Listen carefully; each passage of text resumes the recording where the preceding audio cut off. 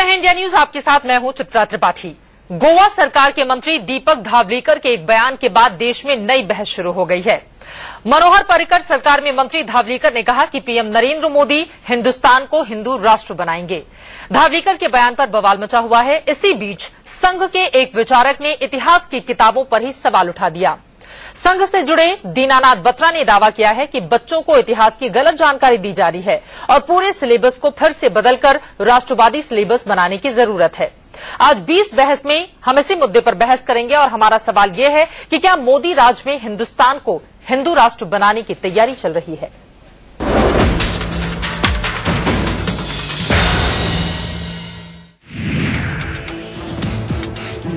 हमारा जो ये है वो हमने बोला कि हिंदू राष्ट्र है, भारत एक हिंदू राष्ट्र है और राष्ट्र बढ़ाने का उसको एक चांस मिला है।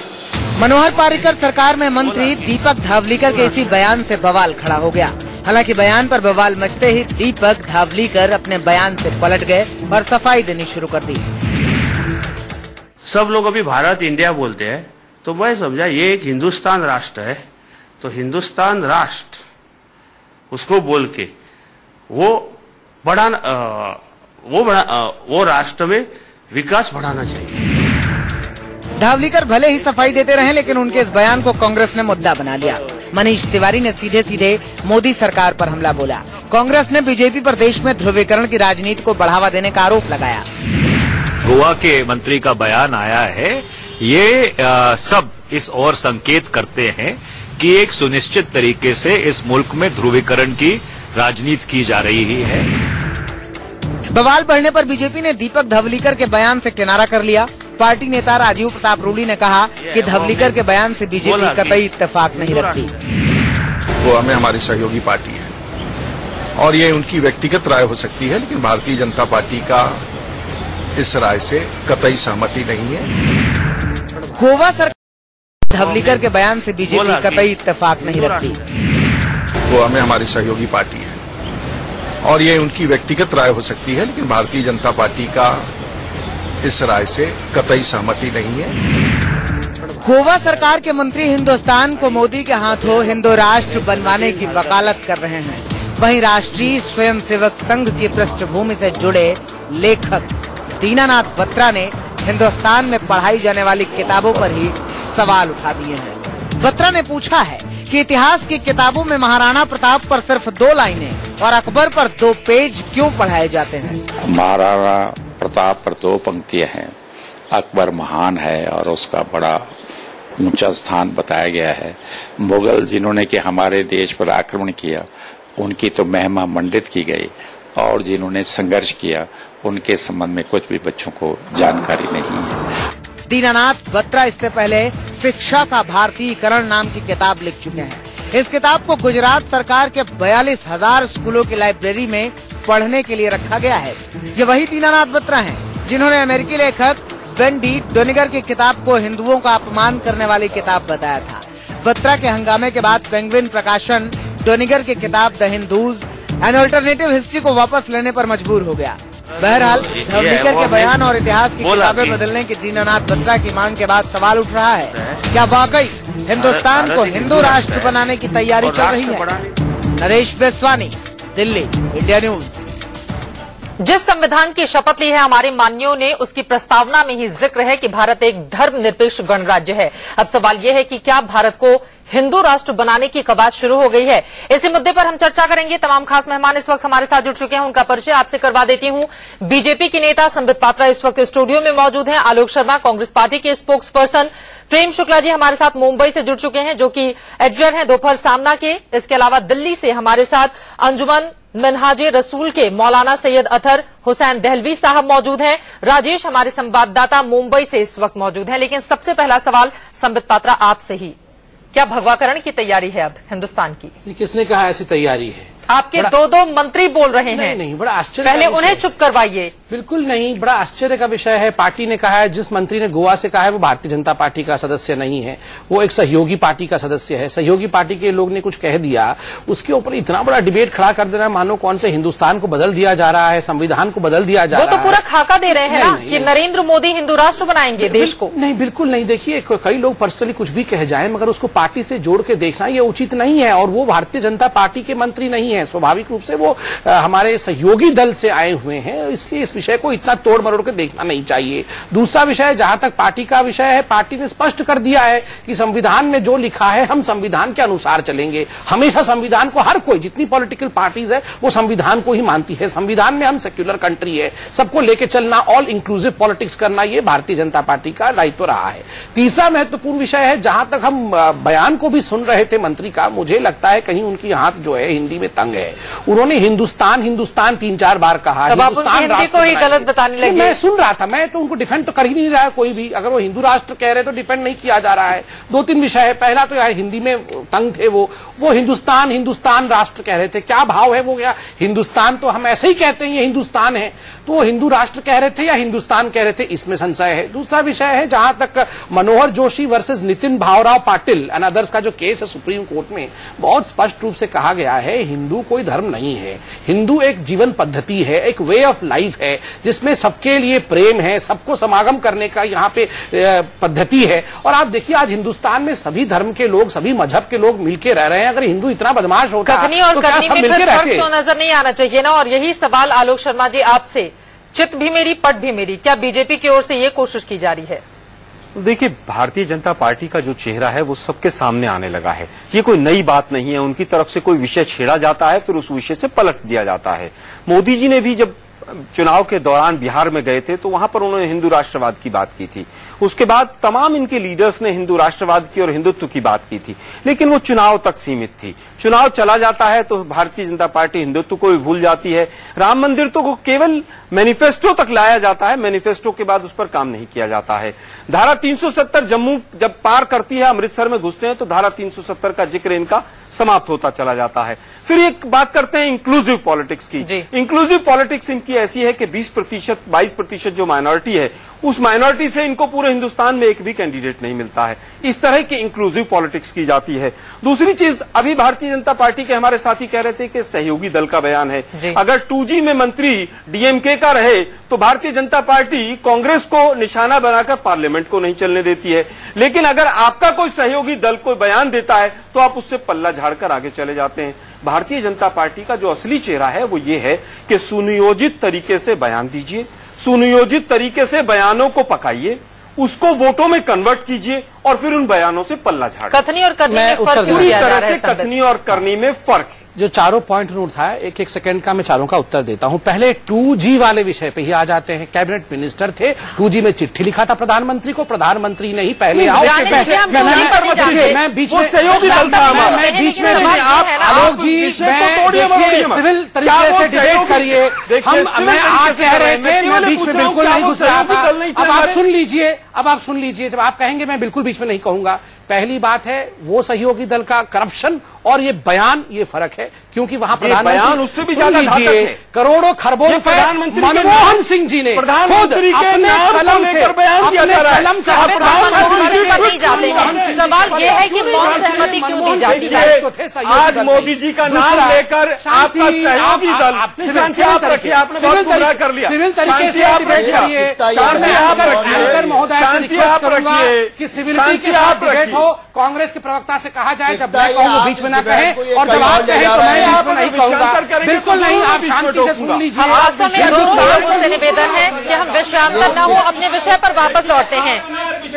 चुनाव के दौरान आलोक जी और ये मुद्दे से खराब बात हो रही है, ये मुद्दे नहीं है इसके अंदर। हुसैन दहलवी साहब को जोड़ना चाह रहे हैं, एक बार उनकी बात सुन लेते हैं, फिर आगे बढ़ेंगे। पहले मुझे जो सवाल पूछा गया है, बिना इंटरप्शन के मैं जवाब दे दूं, आप जरूर आगे बढ़िएगा।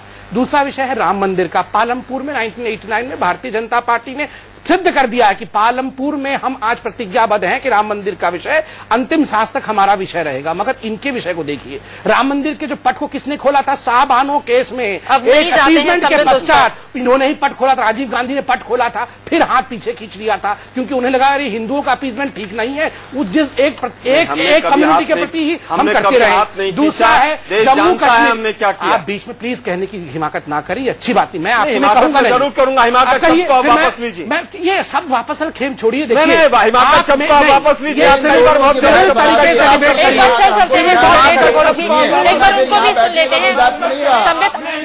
जनता को बहुत गुमराह किया है। हिमाचल सबको ये बहुत गलत तरीके से बहस हो रही है और ये मुद्दे से भटक रहे हैं। यूरोपियन पॉलिसी के कारण से आप हमें क्या कौन सी पॉलिसी है वो साहब को जोड़ना चाह रहे हैं। एक बार सुन लेते हैं उनको, उसके बाद संबित और आलोक जी। ये बहुत गलत हो रहा है, ये बहस आप गलत तरफ ले जा रहे हैं दोनों। आप दोनों लोगों ने अपनी बात रख ली है। आप किसी भी चीज को सही मुद्दे को सीधे तरीके से हैंडल करते ही नहीं है। अब मैं चाहूंगी हाथ जोड़कर आप दोनों लोगों से चाहूंगी कि 2 मिनट शांत रहें, दूसरों को भी मौका दे। हुसैन दहलवी साहब, आपका रुख क्या नजर आता है? क्या आपको लगता है कि मौन सहमति कहीं ना कहीं बीजेपी की जितने भी कंट्रोवर्शियल स्टेटमेंट आ रहे हैं हिंदू राष्ट्र को लेकर, उस पर दी जा रही है? देखिए, ऐसा पहले तो मैं इन दोनों मान्यवरों से ये बड़ा आदर और सम्मान के साथ ये अदब उसके रिक्वेस्ट करूंगा कि इस मुद्दे को अलग न लेके जाएं, इस मुद्दे को दूसरी तरफ इस पे बहस करनी, सकारात्मक बहस। इनको कहे चुप हो, पहले सुने तो सही ना। ये वो सुन रहे हैं, आप अपनी बात कहें। इन जो ये कहे दूसरे को तो सुने ना। सवाल ये है कि जिस तरीके की बात, हमारा कहना यह है कि चूंकि नरेंद्र मोदी जी की जो सरकार आई और उस सरकार में उन्होंने पहले दिन से जिनका एक नारा था सबका साथ सबका विकास।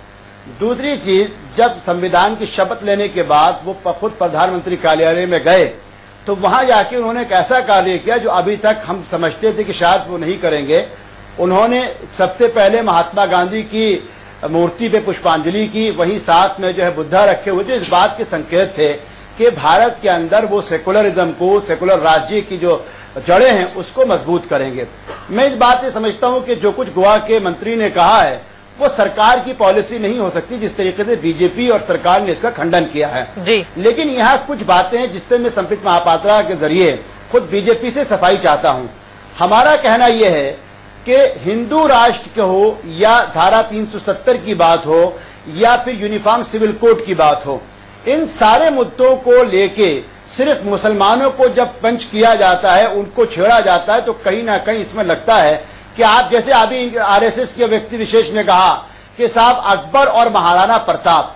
हमारा कहना यह है कि आप मुझको ये बताइए कि अगर आप यूनिफॉर्म सिविल कोड की बात करते हैं, 370 की बात करते हैं या इतिहास की बात करते हैं, तो इसमें नरेंद्र मोदी सरकार जो आए हैं और आज में उनका बहुत आपके माध्यम से जो गजा के ऊपर उन्होंने ह्यूमन राइट के अंदर जो भारत ने जो है फलस्तीनियों की मदद के लिए वोट दिया है, मैं समझता हूं कि उनका जुर्रतमंदाना कदम था और उन्होंने पूरी दुनिया को दिखाया कि भारत जो है वो अपनी पॉलिसीज पे कहीं नहीं बदल रहा है।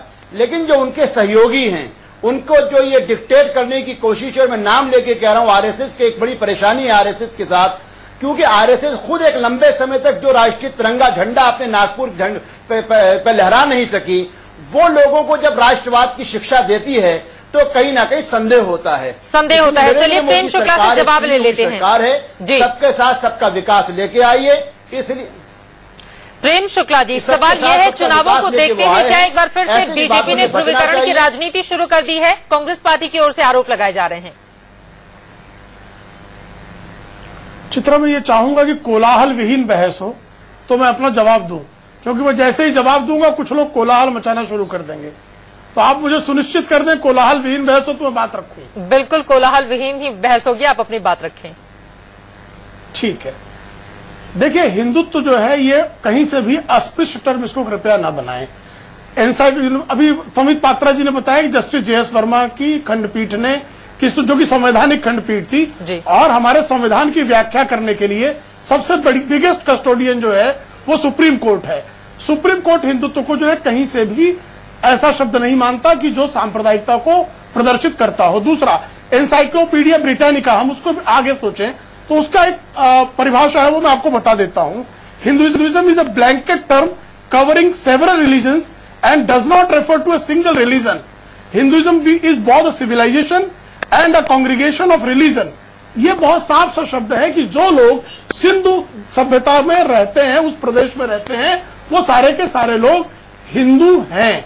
अब उसमें उनकी पंथ अलग अलग है, शैव पंथ है, वैष्णव पंथ है, शाक्त है, कुछ लोग इस्लाम को मानते हैं, क्रिश्चियनिटी मानते हैं, और हर किसी को अपने धर्म की, अपने पंथ की, अपने हिसाब से जो है वो उसको मानने का पूरी छूट है। इसलिए किसी को भी हिंदू शब्द से डरने की आवश्यकता नहीं है। अगर किसी के मन में कोई आशंका पैदा होती है तो उसमें बात की जा सकती है, बहस की जा सकती है, पूरी बहस की गुंजाइश है।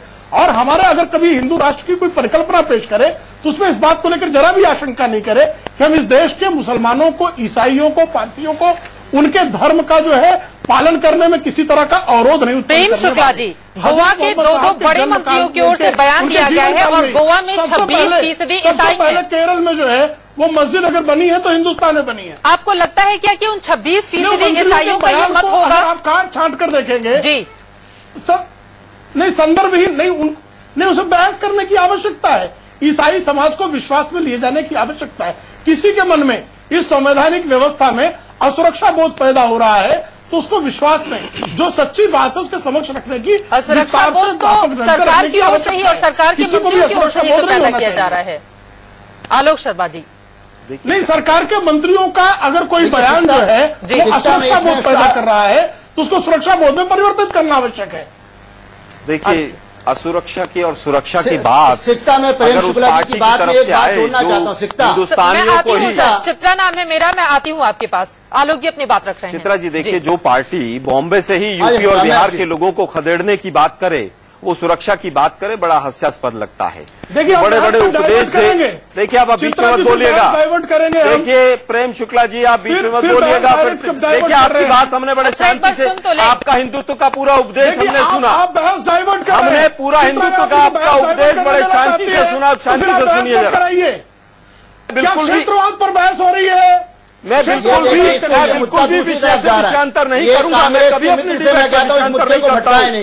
ये भाजपा के और आप जैसे लोगों के काम है कि आप हमेशा विषयांतर करते हैं। मैं विषयांतर बिल्कुल नहीं करूंगा। मैं केवल ये कहना चाहता हूँ कि आप उस पर करिए। बिल्कुल, आप निश्चिंत रहिए, मैं मुद्दे पर ही रहूंगा।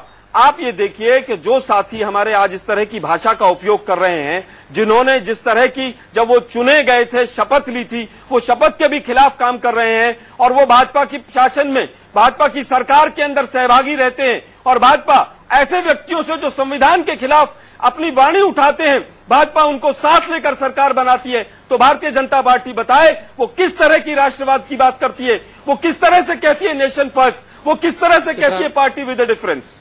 चित्रा, मैं उत्तर देना चाहूँ। जी संबित, लेकिन सवाल यही है कि वास्तव में अगर आपके सरकार के दो मंत्रियों की ओर से इस तरह का बयान दिया जाता है, कहीं ना कहीं जो अल्पसंख्यक आबादी है राष्ट्रवाद की बात करती है, वो किस तरह से कहती है नेशन फर्स्ट, वो किस तरह से कहती है party with a difference. Chitra, मैं उत्तर देना चाहूँ। जी संबित, लेकिन सवाल यही है कि वास्तव में अगर आपके सरकार के दो मंत्रियों की ओर से इस तरह का बयान दिया जाता है, कहीं ना कहीं जो अल्पसंख्यक आबादी है उसके मन में आशंका तो उठेगी ना।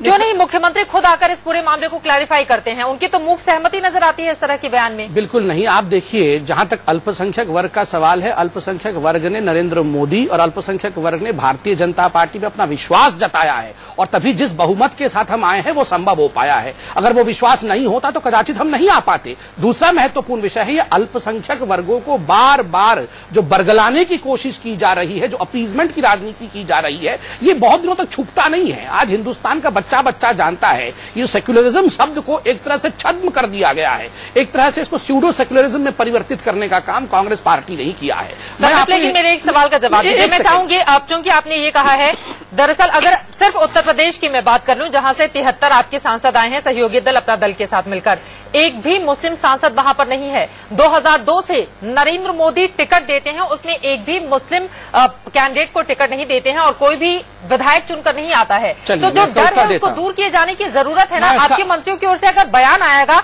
तो वो डर और ज्यादा गहरा जाएगा। चित्रा देखिए, आज जो विधानसभा है उत्तर प्रदेश की, उसमें कितने मुस्लिम बंधु हैं? उसमें 67 to 69 ऐसे कोई मुस्लिम बंधु हैं। मगर आज पूरे हिंदुस्तान में अगर मुसलमानों का सबसे खराब हाल कहीं है तो वो उत्तर प्रदेश में है। तो आप मुझे बताइए, जो मुस्लिम बंधु वहां रिप्रेजेंटेशन के रूप में आए हैं, क्या उन्होंने किसी प्रकार से उत्तर प्रदेश में मुस्लिमों के शकल को बदल दिया? बिल्कुल नहीं। रिप्रेजेंटेशन से ज्यादा महत्व होता है कि किस प्रकार से नीतियों के माध्यम से आप मुसलमानों के लिए बढ़िया कर सके। और विनेबिलिटी एक बहुत महत्वपूर्ण मुद्दा होता है। स्वाभाविक रूप से आप खुद ही कह रहे हैं कि 73 हम जीत के आए हैं। हमने 73 जीत इसलिए हासिल की है क्योंकि विनेबिलिटी के आधार पर हमने कैंडिडेट खड़े किए हैं, धर्म के आधार पर नहीं खड़ा किया है। जिस भी धर्म का, मजहब का, पंथ का हो सकता है, मगर वो जीत सकता है इसलिए खड़ा किया है। दूसरा, दहलवी भाई एक सेकंड, एक लाइन में जरूर कहना चाहूंगा। अब देखिए, जिसकी परिकल्पना हम कर रहे हैं, हिंदू राष्ट्र की परिकल्पना कर रहे हैं, राम के नाम पे लड़ रहे हैं, तो इसकी परिकल्पना सबसे पहले हमारे देश के राष्ट्रपिता महात्मा गांधी ने की थी। उन्होंने कहा था कि राम राज्य का स्थापना होनी चाहिए। उसको हमने कभी खराब नहीं कहा, क्योंकि राम राज्य, हिंदुत्व, ये शब्द कभी भी बुरे नहीं है। इन शब्दों को तथाकथित कांग्रेसियों ने जो स्यूडो सेक्युलरिज्म के धागा में पिरो रखा है और इन्हें गाली के रूप में प्रयोग करते हैं, इससे हिंदुस्तान की लेकिन एक बात तो आपको भी माननी पड़ेगी, एक उंगली आप दूसरों पर उठाएंगे तो तीन खुद की ओर भी इशारा करेगी। आपके तमाम ऐसे बड़े नेता हैं जिनके अगर एक एक बयान को हम देखें तो अपने आप में बीजेपी भी सवालों के घेरे में होगी। मैं आऊंगी उस पर, लेकिन दहलवी साहब को जोड़ना चाह रहे थे जी। देखिए सबसे बड़ी चीज ये है, जो मैं प्रेम शुक्ला जी ने आज जो बात कही या संपीत ने जो कही, मैं उसमें एक बात आगे बढ़ाना चाहता हूं। पहली चीज तो यह है कि यकीनी तौर से भारत जो है वो इतना महान है। हमारी जो कंपोजिट कल्चर है, खुद मौलाना अबुल कलाम आजाद ने 1949 में पार्लियामेंट में कहा था कि मैं एक भारतीय मुसलमान हूं और मुझको इस पर गर्व है कि भारत मुझको वो सब कुछ करने की आजादी देता है जो मुझे और कहीं प्राप्त नहीं हो पाई थी। लिहाजा भारत के अंदर जो हिंदू और मुसलमान हैं, जो हमारा आपसी रहन सहन है, मैं अपने कांग्रेसी मित्र से भी एक बात कहना चाहता हूं कि अब वक्त आ गया कि हम संयम के साथ कुछ सोचें। स्वामी अय्यप्पा हो या भगवान जगन्नाथ की आरती मुसलमानों के द्वारा लिखी गई और वो पढ़ी जाती है। अमरनाथ यात्रा को पूरा करने के लिए मुसलमान टट्टू चलाने वाले चलते हैं। ये भारत बहुत महान है। इनको इन छोटी छोटी चीजों को साथ हम जब लेके आते हैं, मैं कांग्रेस के मित्र से पूछना चाहता हूं, खुद एके एंटोनी की रिपोर्ट अभी आई है जिसमें कहीं ना कहीं कहा गया है कि कांग्रेस की हार इसलिए हुई है क्योंकि कांग्रेस ने मुसलमानों के लिए नरम मिजाज इख्तियार किया है। तो क्या कांग्रेस हो, क्या बीजेपी हो, मैं दोनों से एक बात कहना चाहता हूं कि एक बात याद रखिए, अमित शाह या गोवा के मंत्री या कोई भी व्यक्ति विशेष या आरएसएस भारतीयता के परिवर्तक नहीं हो सकते, भारतीयता को परिभाषित नहीं कर सकते। भारतीयता क्या आलोक जी हो, संपीत हो या हमारे शर्मा जी हो या मैं हूं, हम सब भारतीयता के हैं। हमको अपनी भारतीयता को बचाना है, जहां मुसलमान भी रहे, जहां हिंदू भी रहे। अगर इस देश में हिंदू मत की अगर बात हो रही है तो अगर इंडियन मुजाहिदीन हो या पाकिस्तान नवाज कोई भी आदमी जो भारत के अंदर जो ये चाहे कि हम इस्लामिक राज्य चाहते हैं या इस्लाम के नाम पर पॉलिटिक्स करना चाहते हैं, हम उसका भी समर्थन नहीं करेंगे। भारत एक सेकुलर देश है, इसकी सेकुलर जड़ें बहुत मजबूत हैं। जो अभी संबित ने कहा वही महात्मा गांधी ने राम राज्य की बात कही, लेकिन उनकी हाथ में गीता रहा करती थी। वो कहा करते थे कि अगर मुझको शिक्षा चाहिए तो मैं कुरान को लेकर चलूंगा। वो कहा करते थे कि क्रिश्चियनिटी हमारे यहाँ हमारी बुनियादों में है। इसलिए मैं कहूंगा अपने सारे मित्रों से, सारी पॉलिटिकल पार्टी से, ये आज एक उभरता हुआ देश है। हम अमेरिका को टक्कर दे रहे हैं, हम आईटी में आगे पहुंच चुके हैं, आपकी बात बिल्कुल सही है। हो रहे हैं। दुनिया हमें खंडित करना चाहती है और कम से कम इस तरह के शब्दों का इस्तेमाल नहीं किया जाए ताकि अल्पसंख्यकों के मन में किसी भी तरह का डर हो। और यही प्रेम शुक्ला जी महत्वपूर्ण सवाल भी है। आपको नहीं लगता है कि कम से कम बीजेपी को या फिर सभी दलों को अपनी स्थिति बिल्कुल साफ रखना चाहिए और अल्पसंख्यक के मन में अगर किसी भी बात को लेकर डर पैदा हो रहा है तो बड़े नेताओं को सामने आकर खंडन करना चाहिए। हर मुद्दे पर ट्वीट हो जाता है, लेकिन इस तरह के मुद्दों पर खामोशी छा जाती है। ये बात समझ से परे है। नहीं, मुझे लगता है कि बड़े नेताओं ने भी इसमें सफाई दी है। दरअसल हिंदू हिंदी हिंदुस्तान कहने पर लोगों को क्यों आपत्ति हो रही है, समझ के बाहर है। अल्लामा इकबाल को लिखने में जरा भी आपत्ति नहीं हुई कि मजहब नहीं सिखाता आपस में बैर करना, हिंदी है हम वतन के, हिंदोस्तां हमारा। हिंदी और हिंदोस्तां कहने में अल्लामा इकबाल को प्रॉब्लम नहीं है। लेकिन जो है आजकल जो सेकुलर जो है बुरके पहन के लोग खड़े हो गए, गलत बुरका है वो।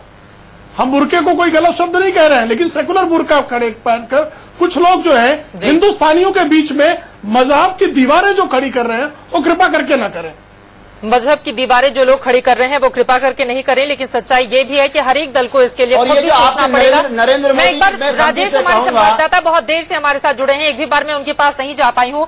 राजेश, एक बात समझ में नहीं आती है, हर एक दल के स्टैंड को देखें तो लगभग तस्वीर एक ही तरह की नजर आती है। क्या आपको लगता है कि दरअसल इलेक्शन भी अब पास है और इस तरह के दलों की ओर से अगर बयानबाजी की जा रही है तो बड़े नेताओं का कहीं न कहीं मौन समर्थन भी उनको हासिल है? फिलहाल महाराष्ट्र की राजनीति में इसको कैसे देखा जा रहा है? देखिए, महाराष्ट्र या गोवा दोनों की राजनीति की अगर बात करें तो अगर छोटे नेता इस तरह की हरकत या बयान देते हैं तो बड़े नेता होते हैं वो चुप्पी साधे रहते हैं। तो कहीं ना कहीं उनकी हरकत या उनके बयान को समर्थन साफ साफ देते हुए दिखते हैं वो।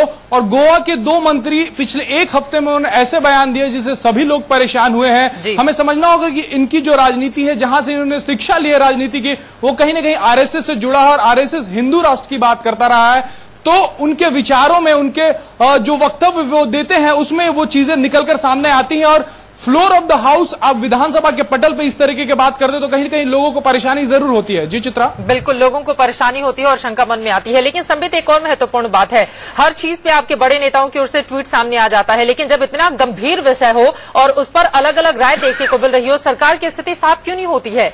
देखिए, मुझे 3 दिन के बाद राजीव रूढ़ी साहब सामने आते हैं और वो स्थिति को स्पष्ट करने की कोशिश करते हैं। मैं यहाँ आपको ठीक कर दूं कि 3 दिन बाद नहीं, मुझे लगता है आधे घंटे के बाद राजीव प्रताप रूढ़ी जी ने संसद के प्रांगण से ये कहा था कि हम संविधान को मानते हैं और जो संविधान कहता है वो बड़ा है। क्योंकि मैं खुद उस समय लाइव डिबेट में बैठा हुआ था। नसीहत क्यों नहीं दी जाती कि कम से कम गलत बयानबाजी से बचें? चित्रा, एक बहुत महत्वपूर्ण, जब गलत बयानबाजी होती है तो उसका सबसे महत्वपूर्ण तरीका होता है उसे अवॉइड कर देना, उसको फ्लेयर अप नहीं कराना। और यही हमारे नेता करते हैं। जब भी कुछ गलत हो या साइडवेज से कहा जाता है तो इसे कोई भी महत्वपूर्ण नेता फ्लेयर अप नहीं करता है। मगर मैं बार बार जो आरएसएस के नाम पे, अभी आपके संवाददाता भी कह रहे थे कि आरएसएस के कक्षा में पढ़े, पाठशाला में पढ़े, इसलिए हिंदुत्व की बात करते हैं। तो मैं एक बात स्पष्ट कर दूं, आरएसएस अगर सिखाती है, दीनदयाल उपाध्याय जी ने भी हमें कुछ सिखाया तो एकात्म मानववाद सिखाया। वो आज भारतीय जनता पार्टी का मेन डॉक्यूमेंट है। एकात्म मानववाद अर्थात सांस्कृतिक आधार पर, भौगोलिक आधार पर नहीं, सांस्कृतिक आधार पर पूरे विश्व में सभी को अपने मानने की कोशिश करना और हिंदुस्तान को आगे बढ़ाना, इसमें क्या बुराई है?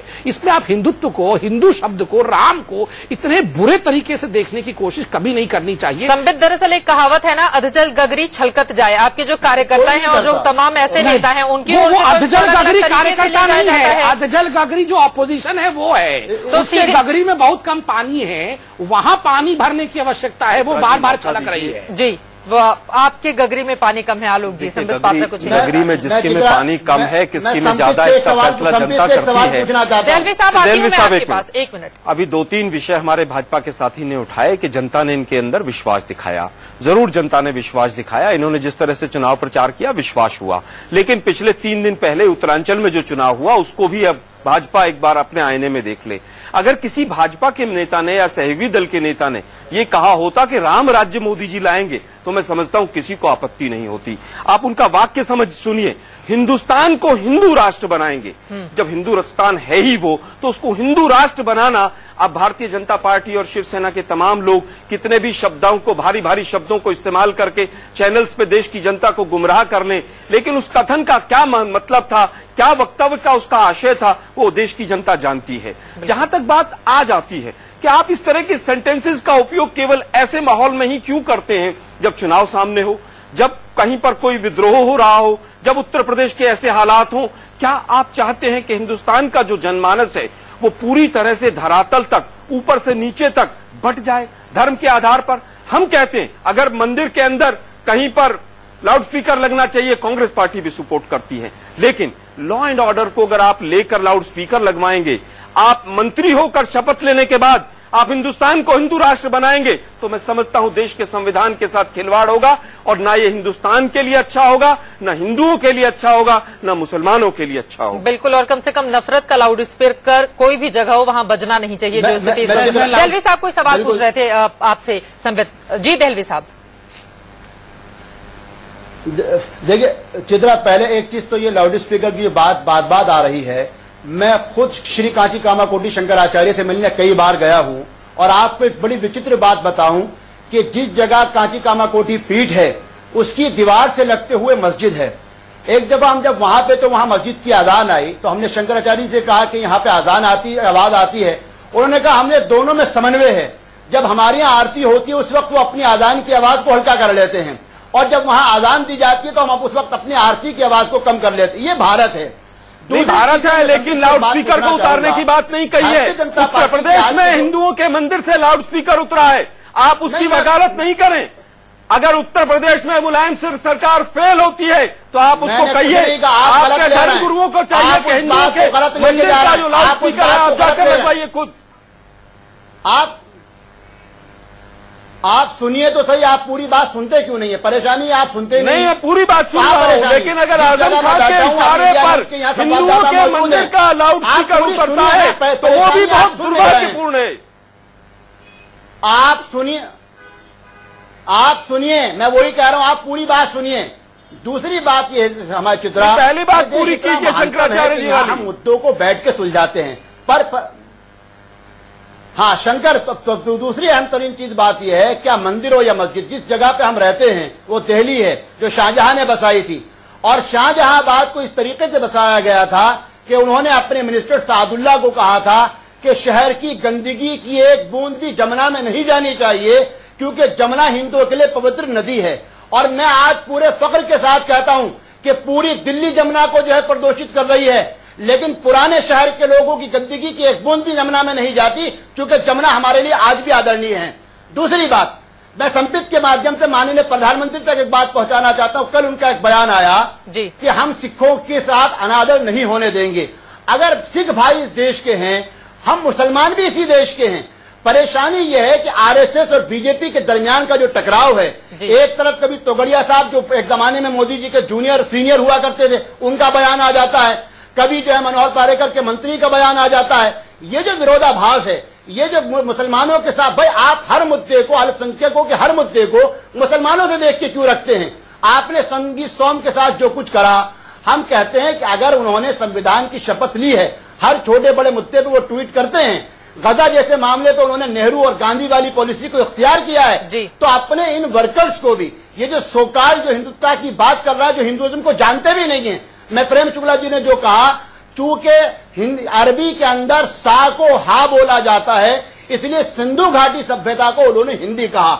इसलिए किसी मुसलमान को मैं पूरी जिम्मेदारी से कह रहा हूं, अल्लामा इकबाल ने कहा था, बुलंद है जिसकी वजह से बामे हिंद, अहले नजर कहते हैं उसको इमाम हिंद, यानी भगवान राम को सबसे पहले मुसलमानों ने इमाम कहा था। झगड़ा कहीं नहीं है, झगड़ा ये जो राजनीति है, कहीं तीन सीटें जीत गया उनकी खुशी में, कोई 3 सीटें हार गया उसके दुख में। चलिए एक बार प्रेम शुक्ला जी का आपने नाम लिया है, उनसे मैं जवाब ले लेती हूँ। बिल्कुल, आपकी बात बिल्कुल सही है और हिंदुस्तान की जो हमारी भूमि है, कम से कम वो इजाजत भी इस तरह की नहीं देती है जिस चीज को लेकर बार बार राजनीति की रोटियां सेकी जाती हैं। लेकिन प्रेम शुक्ला जी, सच्चाई तो इस बात में है ना कि धर्म को लेकर राजनीति हर एक दल, चाहे वो बीजेपी हो, चाहे वो शिवसेना हो और कांग्रेस पार्टी भी करती है, क्योंकि खुद ए.के. एंटनी की ओर से काफी गंभीर बयान आया था हारने के बाद, इस वजह से कांग्रेस को भी उनके उसमें, लेकिन इस तरह की राजनीति तो हर एक दल करते हैं ना, तो खुद को भी तो देखने की जरूरत है। मुसलमानों को निशाना बनाया प्रेम शुक्ला जी। नहीं, शिवसेना और भारतीय जनता पार्टी जाति और धर्म की राजनीति के खिलाफ है। इस देश में जाति और धर्म की राजनीति अंग्रेजों ने लाया और कांग्रेसियों ने उसको विस्तार दिया। कांग्रेसी इसका विस्तार जिस दिन बंद कर देंगे, इस देश में किसी प्रकार का मजहबी उत्पात नहीं होगा। कांग्रेसी और उनके बगल बच्चे कृपा करके इस देश में मजहब के आधार पर लोगों को लड़ाना बंद कर दे। यहाँ किसी प्रकार का, जैसे मेरे बयान में, कांग्रेसी इसका विस्तार जिस दिन बंद कर देंगे, इस देश में किसी प्रकार का मजहबी उत्पात नहीं होगा। कांग्रेसी और उनके बगल बच्चे कृपा करके इस देश में मजहब के आधार पर लोगों को लड़ाना बंद कर दे। यहाँ किसी प्रकार का, जैसे मेरे बयान में और मौलाना दहलवी के बयान में कोई अंतर नहीं है, हम दोनों एक ही बात कर रहे हैं। फिर आप उत्तर प्रदेश और बिहार के लोगों को बॉम्बे से क्यों खदेड़ते हैं? हमारा अंतर्गत दूसरा प्रश्न मिला प्रेम जी, प्रेम जी दूसरा प्रश्न मिला। अब आप कह ही रहे हैं तो मैं जानना चाहता हूं, आप एक मुसलमान के मुंह में उस रोटी डालकर रोजा तुड़वाते हैं और आप कहते हैं कि हम धर्म की बात नहीं करते हैं। आप किस तरह के बयान दे रहे हैं? आप बॉम्बे से यूपी और बिहार के लोगों को खदेड़ते हैं। आप कहते हैं कि हम जाति की राजनीति नहीं करते। आपने मोदी जी की तरफ से भी बयान दिया, मोदी जी वही थे जो बिहार में जाकर यदुवंश की बात करते थे। पूरा कर लीजिए। नहीं, यदुवंश में सबसे जाके पहले मोदी जी ने ही बात की थी। सुन तो लीजिए, सुन ही रहे थे। प्रश्न है कि जवाब भी आप ही दे देंगे। नहीं, बोलिए आप। देखिए, पहली बात कि शिवसेना ने कभी भी इस अपने जीवन काल में 66 से लेकर 2014 तक कभी भी उत्तर प्रदेश और बिहार के लोगों को मुंबई से बाहर खदेड़ने का काम नहीं किया है। स्थानीय लोकाधिकार की हमने लड़ाई लड़ी है और स्थानीय लोकाधिकार को सबसे पहले 1956 में पश्चिम बंगाल में विधान चंद्र बसु जो कांग्रेस के मुख्यमंत्री थे उन्होंने ले आया। पूरा देश जानता है आपने क्या किया है। रेलवे के जो बच्चे एग्जाम देने जाते हैं उनको आप वहां से पीट कर भगा देते हैं और आप कहते हैं हमने खदेड़ने का काम नहीं किया। मनसे के आरोपों को शिवसेना पे न लगाएं, कभी नहीं किया है, कभी नहीं किया है। देश जानता है क्या किया है आपने। आपकी पार्टी का अस्तित्व ही महाराष्ट्र और मराठी तक सीमित है। लेकिन एक सवाल मैं ले लेती हूँ आपसे प्रेम शुक्ला जी, अगर हम कोलाहल मचाना चाहते हैं जी दीनानाथ बत्रा की बात करें, चूंकि वो सत्य विचारक भी हैं और बहुत बड़े लेखक हैं, उनका ये सवाल है, उन्होंने कहा है कि स्कूलों में सही इतिहास नहीं पढ़ाया जा रहा है, महाराणा प्रताप पर सिर्फ 2 लाइनें और अकबर पर 2 पेज क्यों? क्या आप इससे इत्तेफाक रखेंगे कि उन्होंने जो कहा वो सही कहा है? निश्चित तौर पर उन्होंने सही कहा है। अकबर पर भी बातें रखी और महाराणा प्रताप जी चूंकि वो भी स्वतंत्रता सेनानी थे, इस देश के गौरव थे, इसलिए महाराणा प्रताप को भी उतना ही स्थान दिया जाना चाहिए। जिम्मेदार कौन है? अगर इस तरह की स्थिति बनी तो इसके लिए जिम्मेदार कौन है? ये जिन्होंने पाठ्यक्रम बनाया आजादी के बाद से 1947 से 2014 तक इस देश को हमेशा वामपंथ की दृष्टि से वाम मार्गी इतिहास पढ़ाने का कुकर्म जिस कांग्रेस ने किया, जिसने बांटा काटा और सत्ता को चाटा, वही दोषी है। देखिए शुक्ला जी, आप जिस तरह की भाषा का इस्तेमाल करते हैं पूरी तरह से अभद्र भाषा है और मैं समझता हूं कि शायद आप इसी तरह की भाषा को लेकर ही आप अपना अस्तित्व बनाते हैं। मुझे कोई आपत्ति नहीं, लेकिन जहां तक मैं कहना चाहता हूं, जो भी सिलेबस बनता है उसके अंदर मेरा आपसे अनुरोध है। चित्रा जी, अब उत्तर शुक्ला जी देखिए, जहां तक शुक्ला जी, देखिए प्रेम शुक्ला जी की कोई नई बात नहीं है। कोई टीवी चैनल देख लीजिए, कोई डिबेट देख लीजिए, उनकी भाषा का लेवल ही ये है। मैं आना चाहता हूं कि जो भी सिलेबस बनता है उसको स्वायत्त संस्थाएं बनाती हैं। एनसीईआरटी, एनसीटी, मेडिकल काउंसिल, तमाम जो स्वायत्त संस्थाएं हैं वो सिलेबस को बनाती हैं और उसके अंदर कमेटीज होती हैं। भारतीय जनता पार्टी के नेतृत्व में भी 6 वर्षों तक सरकार रही। अगर कहीं पर कोई कमी थी तो उसको दूर करना चाहिए और शिवसेना जो थी उसके अंदर सहयोगी पार्टी थी। आपको अगर इतनी आपत्ति थी तो आपने चेंज क्यों नहीं किया? लेकिन आप चेंज करना चाहते हैं, आप सिलेबस में चेंज करना चाहते हैं। क्या चेंज करना चाहते हैं? आप सिलेबस का भगवाकरण करना चाहते हैं। 25,000 लाइब्रेरी के अंदर दीनानाथ बत्रा जी की पुस्तक पहुंच सकती है। क्यों पहुंच सकती है? क्योंकि भगवाकरण 42,000 लाइब्रेरी में आप केवल और केवल भगवाकरण करने के लिए सिलेबस को चेंज करना चाहते हैं। आप वास्तविकता को नकार देते हैं। आपने तमाम हिस्टोरियंस के जो फैक्ट्स थे उनको भी तमाम इतिहास रैली खत्म हो गया तो हम भी बोल लें। नहीं, रैली की बात नहीं है, आप विषय ऐसा उठा रहे हैं। आपने हमेशा सिलेबस को भगवाकरण की तरफ डाइवर्ट किया है। जी, महत्वपूर्ण बात यही है, 42,000 गुजरात की लाइब्रेरी में उनकी किताबें पढ़ाई जा रही है और उनकी ओर से अब एक इतिहास को नए सिरे से लिखे जाने की कवायद शुरू करने की बात कही जा रही है। प्लीज इसको देखा किस तरह से जाए? दीनानाथ बत्रा ने जो कहा है क्या महत्वपूर्ण विषय है? पूरे मैं देख रहा हूँ 2-3 दिन से किस प्रकार से मेन स्ट्रीम मीडिया जो पुस्तकें अभी तक करिकुलम में इंक्लूड नहीं की गई है, सिलेबस में इंक्लूड नहीं की गई है, जो रेफरेंस किताबें हैं जो लाइब्रेरी में रखी गई हैं, उनको इस तरह से दिखाया जा रहा है मानो वो मेन स्ट्रीम की किताबें हैं और वही पढ़ाई जा रही है और कुछ पढ़ाया नहीं जा रहा है। उन्होंने सलाह दी है, उन्होंने कहा है कि स्कूलों में दीनानाथ बत्रा तो पहले से सलाह दे रहे हैं, क्या सरकार ने मान लिया? सुनिए, दीनानाथ बत्रा जी ने बहुत बड़े बड़े काम भी किए हैं, सलाह भी दिया है, सलाह माना नहीं गया है वैसे, मगर बड़े बड़े काम क्या किए हैं वो भी मैं बता दूं। देखिए, कुछ सालों पहले दिल्ली यूनिवर्सिटी में एक चैप्टर पढ़ाया जाता था, मतलब रामायण के ऊपर, मॉडर्न रामायण। उसमें यह बताया गया था कि हनुमान सीता मैया के ऊपर गलत नजर रखता था, क्रूर दृष्टि रखती थी और क्या क्या मैं बता भी नहीं सकता हूं। नेशनल टेलीविजन में वैसा रखा गया था। कांग्रेस की सरकार ने कहा हम हटाएंगे नहीं। ये दीनानाथ बत्रा ही थे जो कोर्ट में गई थी, मेरे पास डॉक्यूमेंट भी है लिखा। टाइम पे बताएंगे। इसी के साथ एक छोटे से ब्रेक के लिए हम रुकेंगे, आप लोग अपनी बात रखेंगे। एक छोटे से ब्रेक के लिए हम रुकेंगे, लेकिन बड़ा सवाल यही है, क्या हिंदुस्तान को अब हिंदू राष्ट्र बनाने की तैयारी की जा रही है? और दूसरा महत्वपूर्ण सवाल यह है, दीनानाथ बत्रा की ओर से किताबों को लेकर जो बात कही गई है, यानी कि इतिहास को दोबारा लिखा जाए और सही तरीके से उसे नहीं पढ़ाया जाता है, उस पर बीजेपी का स्टैंड क्या है? क्या हिंदुस्तान के भगवाकरण का प्लान तैयार कर रही है मोदी सरकार? इसी पर बीच बहस हमारी लगातार जारी है। संबित को जोड़ना चाह रहे थे, लेकिन संबित, बीजेपी का स्टैंड क्या है? दीनानाथ बत्रा ने जो स्टेटमेंट दिया है उस पर। देखिए, बहुत स्पष्ट रूप से हमने कहा, दीनानाथ बत्रा शिक्षा बचाओ आंदोलन चलाते हैं, भारतीय जनता पार्टी के नहीं है, मगर फिर भी कुछ ऐसे विषय हैं जो संघ से जुड़े रहे हैं। नहीं, संघ से जुड़ा होना कोई बहुत अच्छी बात है, और दीनानाथ बत्रा जी ने बहुत बड़े बड़े कामों को अंजाम दिया है। मैं अभी आपको बता रहा था, जिस प्रकार से यूनिवर्सिटी से रामायण को हटाया जो खराब था, और वेंडी डॉनिगर का किताब हो या पेंगुइन किताब, वो जो भी विषय में रखा जाता है वो कोर्ट के माध्यम से उन्होंने किया है। एनसीईआरटी में आपको जान के दुख विषय बड़ा कष्ट होगा आपको कि गुरु तेग बहादुर को टेररिस्ट बताया गया था एनसीईआरटी में, विवेकानंद जी को बताया गया था। यही दीनानाथ बत्रा थे जिन्होंने बहुत सारी जाके हटवाए थे। 75 ऐसे बहुत बड़े लेखक हैं, 75 ऐसे, लेकिन जो बातें उसकी ओर से कही गई हैं उस पर आपका स्टैंड क्या है? पुस्तक में यही कही है कि जन्मदिन कैसे मनाना है, आप स्वदेशी कपड़े पहने, सुबह उठ के माता पिता को प्रणाम करे, गऊ को एक रोटी खिला दे, इष्ट देव के मंदिर में जाए। आप बताइए, आजकल ये ऐसा क्यों दिखाया जा रहा है कि माता पिता को प्रणाम कर दे और भगवान को नमस्ते कर दे तो पता नहीं क्या ध्वंस हो जाएगा? उस पर कोई आपत्ति नहीं जता रहा है। कहाँ से विषय लिया है भाजपा के हमारे साथी में नहीं समझ पा रहा हूं। यही लिखा है। अब सुन लीजिए संबित जी, आप देखिए, जहां तक जब आरएसएस की अच्छी बात होती है कोई, तो उसको प्रोजेक्ट करने में कहीं पर भारतीय जनता पार्टी 1 मिनट भी नहीं लगाती है, लेकिन एक ही वाक्य में पलटने से भी देर नहीं लगाती है कि हमारा उनसे कोई वास्ता नहीं, कोई लेना देना नहीं है। एक तरफ आप कहते हैं कि जहां तक जब आरएसएस की अच्छी बात होती है कोई, तो उसको प्रोजेक्ट करने में कहीं पर भारतीय जनता पार्टी 1 मिनट भी नहीं लगाती है, लेकिन एक ही वाक्य में पलटने से भी देर नहीं लगाती है कि हमारा उनसे कोई वास्ता नहीं, कोई लेना देना नहीं है। एक तरफ आप कहते हैं संघ से हमें बहुत वैचारिक आदान प्रदान होता है, दूसरी तरफ संघ के लोगों से 1 मिनट में जब विवादित बयान आता है तो पल्ला झाड़ लेते हैं। भारतीय जनता पार्टी और केंद्र की सरकार को चाहिए इस तरह के तमाम जो मुद्दे हैं इनको छोड़े, वो देश को विकास के पथ पर लेकर जाए। लास्ट में देश महंगाई से जूझ रहा है, पाकिस्तान हमारे ऊपर 21 बार सीज फायर कर चुका है, मोदी जी उस पर ट्वीट करें। जी देहलवी साहब, आपका स्टैंड? मैं इसमें देखिए, बिल्कुल मेरा कहना यह है कि हमने ये जो सरकार जो चुन के आई थी, ये सबका साथ सबका विकास की बात हुई थी। हम एक के बदले 10-10 सर लाने के वादों के साथ आए थे।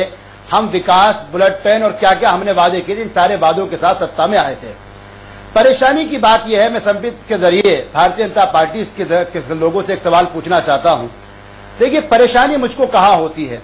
एक तरफ आप सबके साथ सबके विकास की बात करते हैं, लेकिन जब मुझको कंधामाल याद आता है, जब मुझको बेंगलोर के अंदर जो रामसेना के लोग जो कुछ करते हैं वो सब चीजें याद आती हैं, जब मुझे प्रवीण तोगड़िया की ये बात याद आती है कि आप गुजरात तो भूल गए लेकिन मुजफ्फरनगर जो आपको याद रहना चाहिए, जब वीएचपी लीडर मुझसे कहते हैं, अभी संबित कह रहा है मुसलमानों ने हमको वोट दिया, वक्त की कमी है, आपकी बात समझ गए। एक बार प्रेम शुक्ला जी को जल्दी से, प्रेम शुक्ला जी क्लोजिंग कमेंट। मेरा नहीं, मुझको मुकम्मल मेरा कहना यह है, मेरा कहना यह है एकदम वक्त नहीं है, एक बार वो बहुत देर से नरेंद्र मोदी जी को ट्वीट करना चाहिए, देश को बताना चाहिए, नरेंद्र मोदी देश को बताना चाहिए।